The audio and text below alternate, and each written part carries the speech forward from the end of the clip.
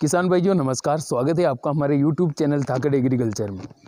किसान भाइयों, इस वीडियो में हम प्याज की खेती के बारे में बात करने वाले हैं और प्याज की खेती के बारे में इस विषय पर बात करेंगे कि हम प्याज की फसल से अधिक पैदावार किस प्रकार से ले सकते हैं। किसान भाइयों, प्याज की खेती हर एक किसान भाई करता है और लगभग 70 से 80% किसान भाई प्याज की खेती करते हैं, लेकिन सभी किसान भाई प्याज की फसल से अच्छी पैदावार नहीं ले पाते हैं।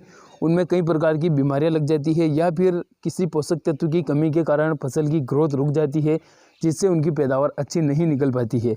तो इस वीडियो में हम बात करेंगे कि प्याज की फसल में ऐसे कौन से खाद शुरुआत में डाले जाए जिससे प्याज फसल से अच्छी पैदावार हम ले सकते हैं। देखिए किसान भाइयों, प्याज की फसल की पैदावार एक तो वैरायटी पर भी डिपेंड करती है कि आपने कौन सी वैरायटी लगा रखी है, और इसके अलावा उसमें खाद प्रबंधन भी सही समय पर होना चाहिए ताकि उसमें किसी पोषक तत्व की कमी ना आए और आपकी फसल अच्छी तरीके से ग्रोथ करती रहे और उसकी पैदावार बढ़िया निकले। तो इस वीडियो में हम आपको एक ऐसे खाद के बारे में बताने वाले हैं जिसका उपयोग आप अगर प्याज की फसल में करते हैं तो आप अपनी प्याज की फसल से काफ़ी अच्छी पैदावार निकाल सकते हैं। उस खाद के बारे में हम पूरी डिटेल के साथ में आपको इस वीडियो में जानकारी देने वाले हैं, तो इस वीडियो को शुरू से लेकर लास्ट तक कंटिन्यू देखते रहिएगा। और किसान भाइयों, अगर जानकारी आपको पसंद आए तो वीडियो को लाइक कर दीजिएगा, चैनल को सब्सक्राइब जरूर कीजिएगा। बात करते हैं प्याज की खेती के बारे में। तो किसान भाइयों, प्याज एक कंद वर्गीय फसल है जिसका कंद जमीन के अंदर बनता है। तो कंद वर्गीय जितनी भी फसलें होती है उनमें पोटास का काफ़ी ज़्यादा महत्व रहता है। अगर पोटास खाद कंद वर्गीय फसलों में नहीं डाला जाता है तो उनमें बनने वाला कंद छोटा रह जाता है, जिसकी वजह से पैदावार कम निकलती है।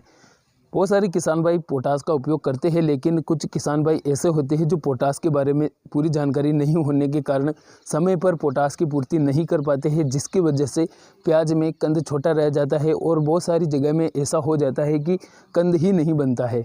तो ऐसी समस्याओं के समाधान के लिए पोटास की पूर्ति करना हमें काफ़ी ज़्यादा ज़रूरी होता है।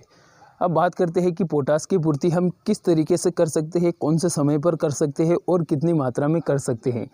तो किसान भाइयों, पोटास की पूर्ति हम 2-3 बार अपनी फसल में उपयोग कर सकते हैं। पोटास का उपयोग 2 से 3 या फिर 4 बार भी हम अपनी फसल में कर सकते हैं। शुरू में पोटास की पूर्ति के लिए हमें म्यूरेट ऑफ पोटास का उपयोग करना पड़ता है। जब हम प्याज की बुआई करते हैं तो उस समय पर म्यूरेट ऑफ पोटास या फिर NPK 12-32-16 के माध्यम से पोटास की पूर्ति खेत में करनी पड़ती है। जो किसान भाई DAP का उपयोग करते हैं वो किसान भाई म्यूरेट ऑफ पोटास DAP के साथ में ज़रूर मिलाएं, और जो किसान भाई NPK 12-32-16 खाद का उपयोग करते हैं तो उसमें 12-32-16 में 16% पोटास पाया जाता है। तो 12-32-16 के साथ में आपको म्यूरेट ऑफ पोटास लेने की ज़रूरत नहीं पड़ती है। अब यह तो हुई शुरुआत के समय पोटास की पूर्ति के बारे में।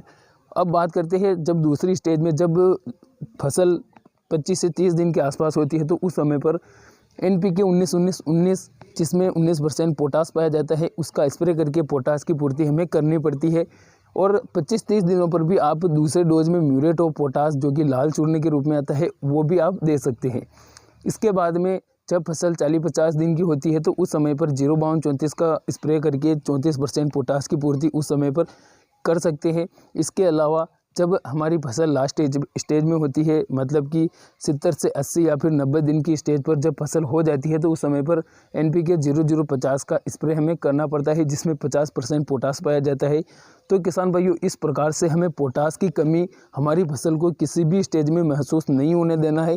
और अगर यह काम आप समय समय पर अपनी फसल में करते रहते हैं तो आपकी फसल में बनने वाला कंद अच्छी तरीके से विकसित होगा और उसमें फुलाव ज़्यादा होगा, बड़ा बनेगा और वजनदार बनेगा, जिससे आपकी पैदावार स्वतः ही बढ़ जाएगी।